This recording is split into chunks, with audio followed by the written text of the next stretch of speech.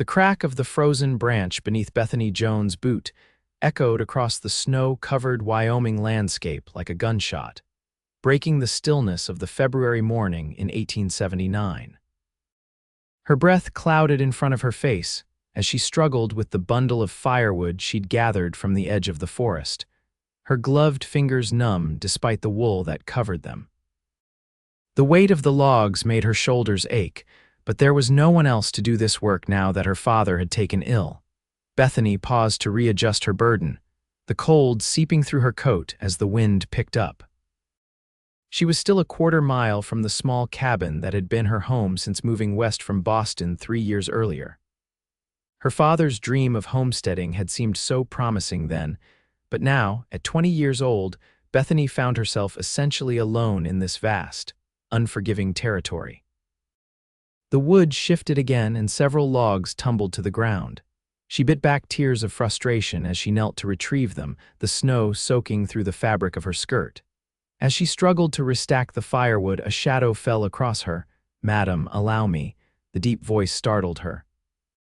Bethany looked up to see a tall man silhouetted against the morning sky. His broad shoulders were wrapped in a worn sheepskin coat, and a cowboy hat sat low on his brow, shadowing his features. Without waiting for her response, he bent and gathered not just the fallen logs, but the entire armful she'd been carrying. Bethany stood, brushing snow from her skirt. "I can manage," she said, though the relief of being unburdened made her words sound hollow even to her own ears. The stranger simply nodded and turned toward the cabin, which was visible in the distance. Smoke curled from its chimney, a beacon of warmth in the cold landscape. "You're headed there?" he asked, nodding toward the structure. "Yes," she replied, hurrying to keep up with his long strides. "My father and we live there." The man said nothing more, just trudged steadily through the snow, the firewood balanced across his back as if it weighed nothing at all. Bethany studied him as they walked. His face was weathered but not old, perhaps 25 or 26. His jaw was strong, dusted with stubble, and his eyes, when they briefly met hers, were the color of a summer sky. "I'm Bethany," she offered. "Bethany Jones." "Jake Zimmerman," he replied, his voice gruff but not unkind. "Passing through on my way to Laramie." As they approached the cabin, the door swung open. Bethany's father, Thomas Jones, stood framed in the doorway, leaning heavily on his cane. His face, thin and pale from weeks of illness, registered surprise at the sight of the stranger. "Papa, this is Mr. Zimmerman," Bethany called out. "He kindly helped me with the firewood." Thomas Jones nodded in greeting. "Much obliged to you, sir. Please come in and warm yourself." Jake hesitated, then followed Bethany inside. The cabin was modest but clean, with a small fire struggling in the hearth. He deposited the firewood beside it, adding a few logs to the dying flames. "You two out here alone?" he asked, his tone casual but his eyes sharp as he took in the sparse furnishings and the obvious signs of hardship. "Yes," Thomas answered, lowering himself into a chair by the fire. "My wife passed 2 years ago. It's just Bethany and me now." Jake removed his hat, revealing thick brown hair that curled slightly at the nape of his neck. "And you're ailing, sir." "Winter fever," Thomas admitted. "Can't seem to shake it this year."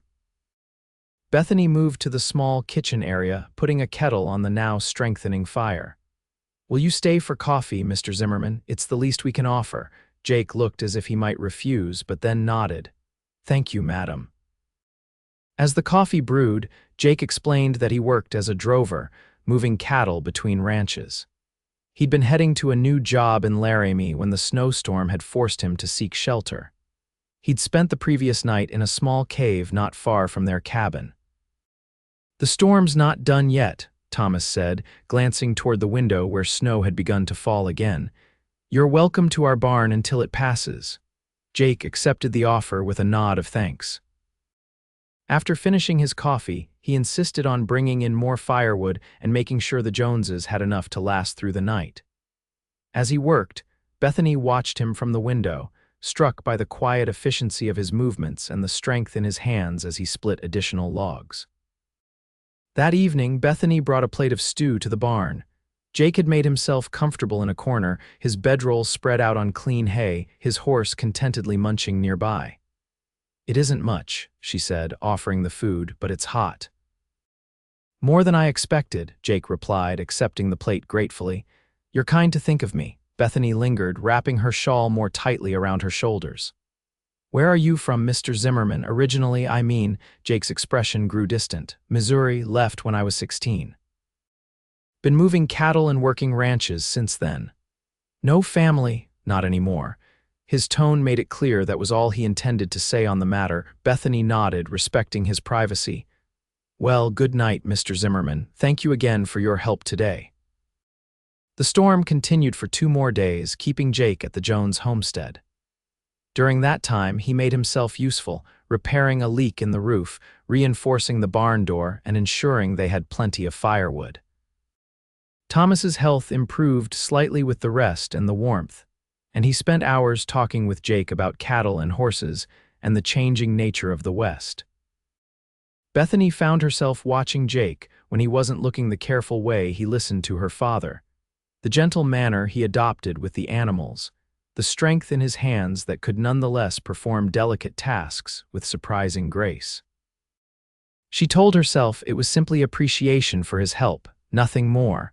On the morning of the 3rd day, the storm finally broke, revealing a world transformed by snow but with clear blue skies above. Jake announced it was time for him to continue his journey.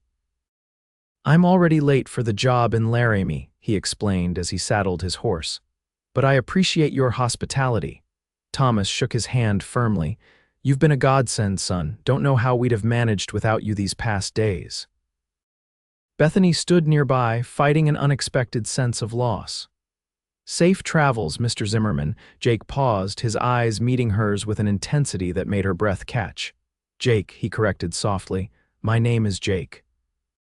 Then he mounted his horse, tipped his hat, and rode away, leaving Bethany staring after him long after he disappeared over the ridge. Spring came slowly to the Wyoming territory that year. As the snow melted and the first green shoots appeared, Thomas Jones's health improved enough for him to resume some of his duties around the homestead. Bethany threw herself into planting the small vegetable garden and caring for the few chickens and the milk cow that sustained them. But her thoughts often drifted to the quiet cowboy who had appeared so unexpectedly in their lives and then vanished just as quickly.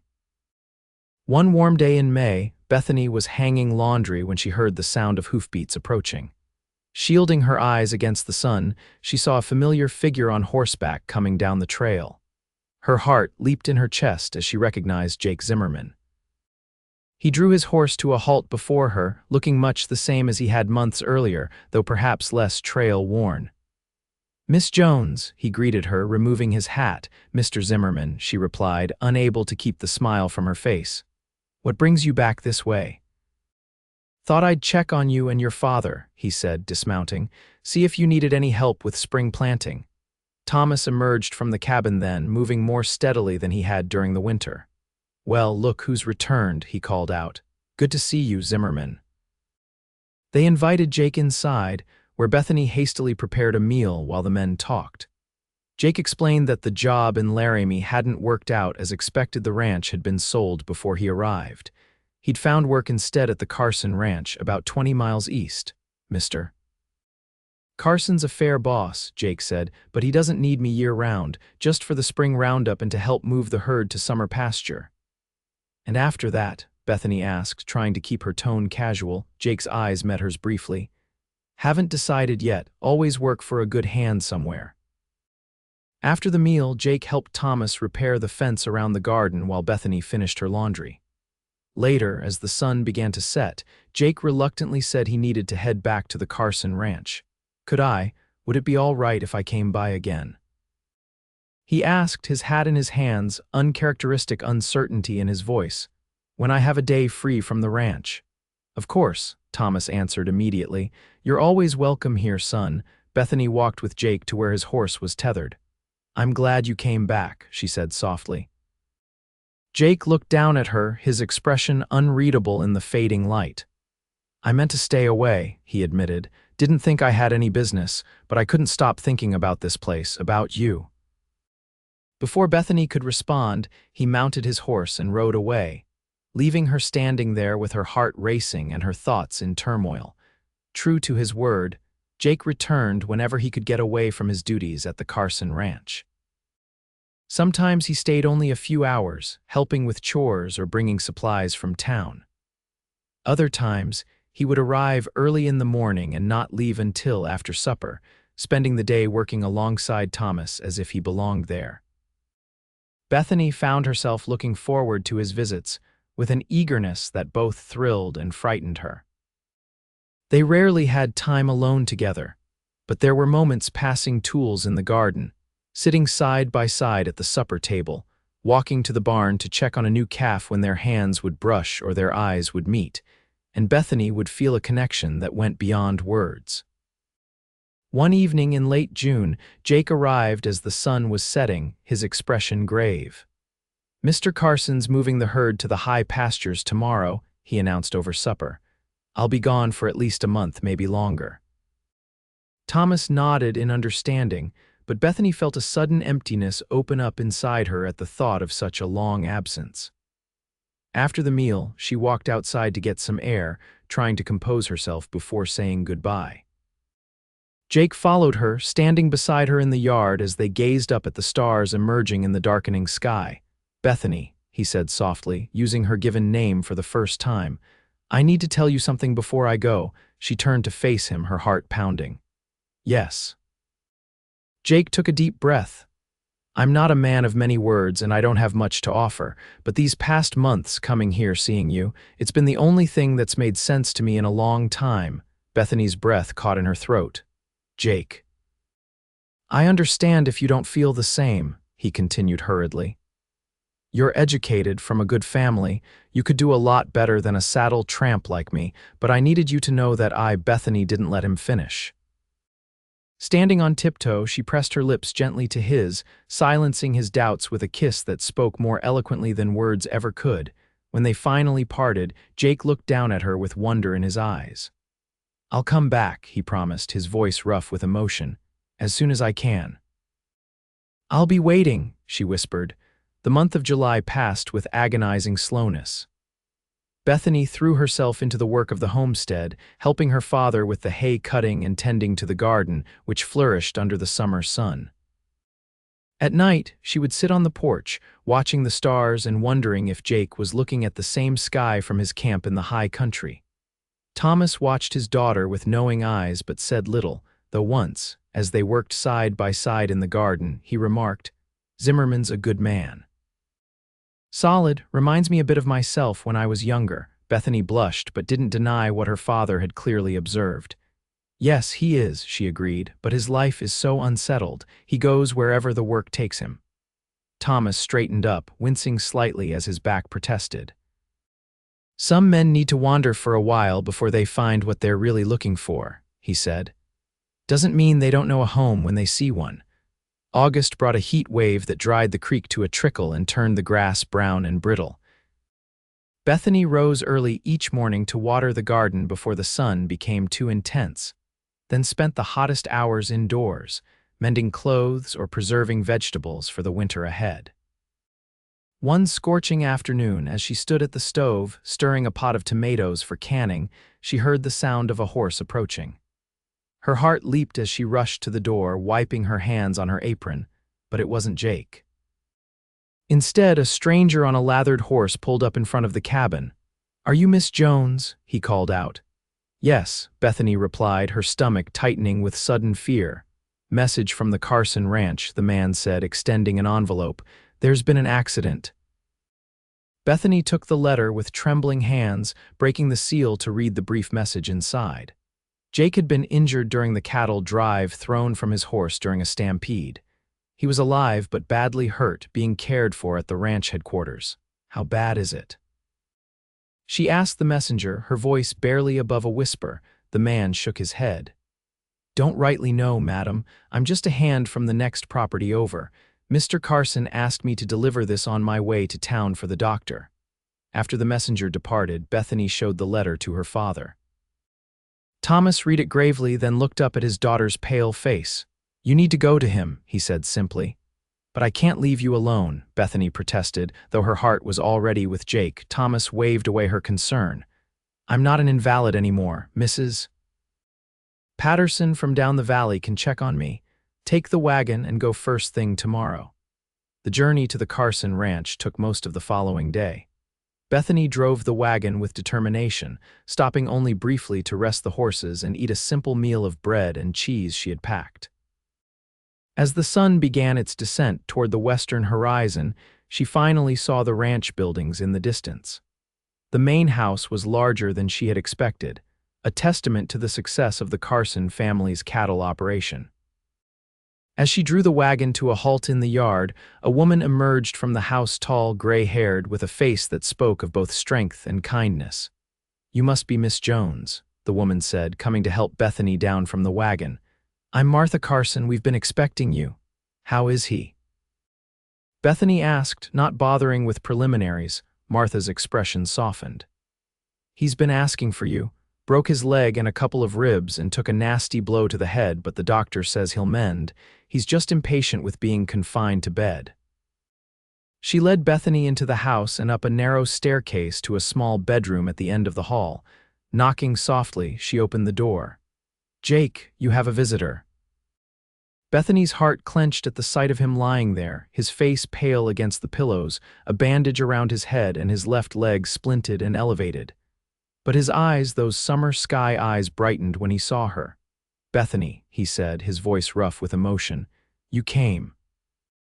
Martha discreetly withdrew, closing the door behind her as Bethany crossed to the bedside, taking Jake's outstretched hand in both of hers. "Of course I came," she said, fighting back tears. "Did you think I wouldn't?" A ghost of a smile touched his lips. "Wasn't sure if you'd get the message. Or if you'd want to make such a journey." "Don't be foolish," she admonished gently, reaching out to brush a lock of hair from his forehead. "How could I stay away?" For a moment, they simply looked at each other, drinking in the sight after their long separation. Then Jake grimaced, shifting uncomfortably in the bed. "Some cowboy I am, got myself thrown like a greenhorn on his first ride." "Martha said there was a stampede," Jake nodded. "Lightning spooked the herd. We were trying to turn them when my horse stepped in a prairie dog hole. Next thing I knew, I was on the ground with cattle all around me. One of the other hands pulled me clear, but not before I'd been trampled a bit." Bethany shuddered at the image. "You could have been killed." "That thought crossed my mind," he admitted. "And all I could think about was that I might never see you again." She blinked back tears. "Well, I'm here now and you're going to get better. That's what matters." Jake squeezed her hand. "There's something else that matters," he said, his expression suddenly serious. "Something I need to ask you now that I've had plenty of time lying here to think about what's important." Bethany's heart began to race. "Yes, I've been offered a job," he said. "A permanent one. Mr. Carson wants me to stay on as his foreman. It would mean a steady wage, a small cabin of my own on the property." He paused, his eyes never leaving hers. "It would mean I could start thinking about a future, a real one with a home and a family." Bethany hardly dared to breathe. "That sounds wonderful, Jake." "It would be," he agreed, "if you were willing to be part of it." Before she could respond, the door opened and Martha returned, carrying a tray with a pot of tea and some sandwiches. "You must be hungry after your journey, Miss Jones," she said, setting the tray on a small table. "And this young man needs to rest soon, according to the doctor's orders." Bethany thanked her, and after Martha had again left them alone, she poured 2 cups of tea, handing one to Jake and taking a seat in the chair beside his bed. They talked of lighter things than how Thomas was faring, the progress of Bethany's garden, the antics of the new kittens in the barn, but beneath their conversation ran an undercurrent of anticipation, of words yet to be spoken. When Jake's eyelids began to droop despite his obvious efforts to stay awake, Bethany gently took the cup from his hands. "Rest now," she said softly. "I'll be here when you wake." "Promise," he murmured, already half asleep. "I promise," she whispered, leaning down to press a gentle kiss to his forehead. Bethany stayed at the Carson ranch for a week, helping Martha with household tasks during the day and spending her evenings with Jake, whose strength returned a little more each day. By the end of the week, He was able to sit up for longer periods and even stand briefly with the aid of crutches. On her last evening before she had to return home to her father, they sat together on the porch of the main house, watching the sunset paint the sky in shades of gold and crimson. "I wish you didn't have to go," Jake said, his hand entwined with hers. "I know," Bethany sighed. "But Papa needs me, and you still have weeks of healing ahead before you can travel." Jake was silent for a moment, then turned to face her more directly. "Bethany, I'm not good with fancy words, but I need to ask you properly before you leave." He took a deep breath. "I love you. I think I've loved you since that first day when I saw you struggling with that armload of firewood. Would you? Would you consider becoming my wife?" Though she had been half expecting this question all week, the reality of it still took her breath away. "Yes," she answered simply. "Yes, Jake, I will." His smile was like the sun breaking through clouds. Leaning forward, he kissed her a kiss full of promise and hope, and a future they would build together. 2 months later, on a crisp October day, Bethany Jones became Bethany Zimmerman in a small ceremony at the Carson Ranch. Thomas, fully recovered from his illness, proudly walked his daughter down the makeshift aisle created between rows of chairs set up in the ranch's front yard. Jake, still using a cane but otherwise healed, watched her approach with wonder in his eyes, as if he couldn't believe his good fortune. Martha Carson had insisted on hosting the wedding and reception, transforming the ranch house with autumn flowers and ribbons. The guests included neighboring ranchers and their families, the hands from the Carson Ranch, and a few friends Bethany had made in town. After the ceremony and celebration, Jake helped Bethany into the wagon that would take them to their new home, the foreman's cabin, which they had spent the past weeks preparing. It was small but sturdy, with a stone fireplace, 2 rooms, and windows that looked out over the rolling prairie. As they approached, Jake suddenly pulled the wagon to a halt.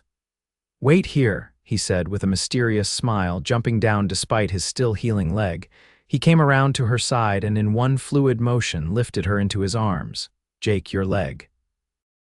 Bethany protested, even as she wrapped her arms around his neck. "I'm not starting our life together by letting my wife walk across the threshold on her own," he insisted, carrying her the short distance to the cabin door, which he had left unlatched earlier. Inside, Bethany gasped with delight.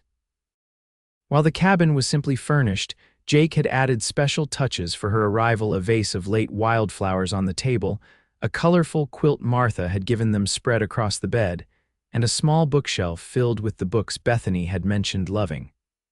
"Welcome home, Mrs. Zimmerman," Jake said softly, setting her gently on her feet but keeping his arms around her. Bethany looked up at him, her heart full to bursting. "It's perfect," she said. "Everything is perfect." As the first snow of winter fell outside their windows, they built a fire in the hearth and settled into their new life together, secure in the knowledge that they had found in each other not just love, but a true partnership, one that had begun on a cold day with an armload of firewood and a simple act of kindness that had changed both their lives forever. The years that followed brought both joys and challenges to Jake and Bethany Zimmerman. The Carson Ranch prospered under Jake's management, and their little cabin expanded as their family grew, first with the arrival of their daughter, Emma, in the 2nd year of their marriage, and then with their son, Thomas, named after his grandfather, 2 years later. Thomas Jones eventually sold his homestead and moved into a small house near Jake and Bethany's, where he delighted in teaching his grandchildren about farming and telling them stories of his younger days in Boston. His health remained good until a peaceful passing in his sleep during the winter of their 5th year at the ranch.